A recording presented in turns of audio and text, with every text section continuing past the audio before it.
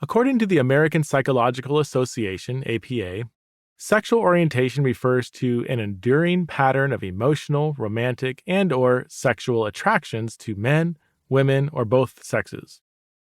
Sexual orientation also refers to a person's sense of identity based on those attractions, related behaviors, and membership in a community of others who share those attractions.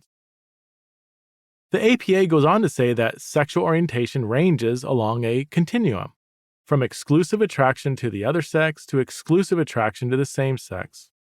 This argument says that ancient biblical writers were unaware that some people were innately attracted to the same sex.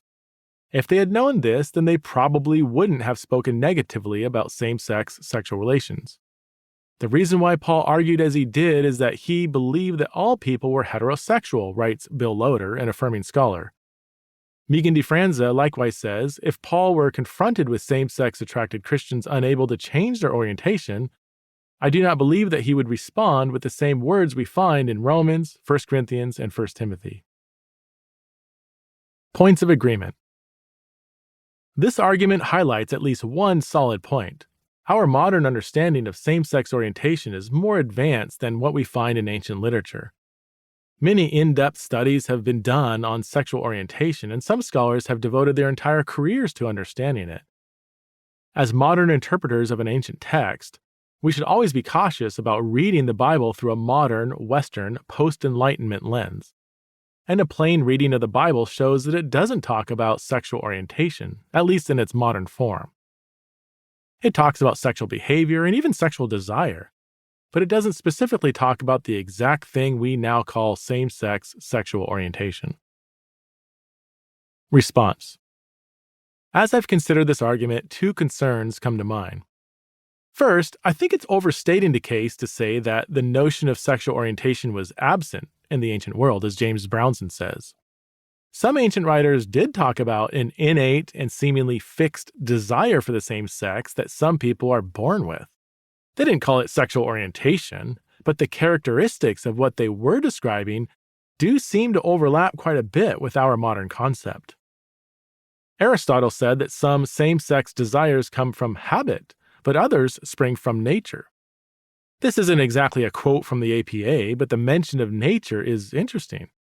Another ancient writer believed that some men desire to play the passive role in same-sex intercourse because of a biological defect.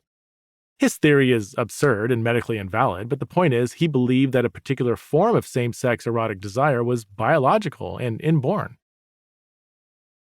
Parmenides, an early 5th century BC philosopher, believed that men who desired to be penetrated were generated in the act of conception.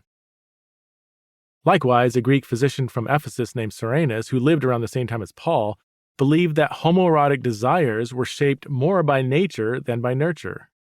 That is, men didn't just freely choose to have sex with men, but they were driven to do so from an internal desire. Again, I'm not saying these authors believed in the same thing we call same-sex orientation, but there is at least some overlap, some semblance of our modern concept. Sexual behavior is described as the byproduct of an innate desire.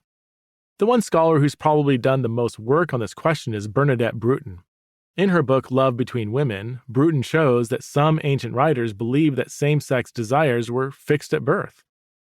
She gets this from looking at various medical, astrological, and magical texts. We'll see why these sources are important in a second. One text says, if the sun and moon are in masculine signs and Venus is also in a masculine sign in a woman's chart, women will be born who take on a man's character and desire intercourse with women like men. Another text written around the time of Paul says that if the sun and moon are at a particular location when a woman is born, she will be a lesbian, desirous of women, and if the native is a male, he will be desirous of males.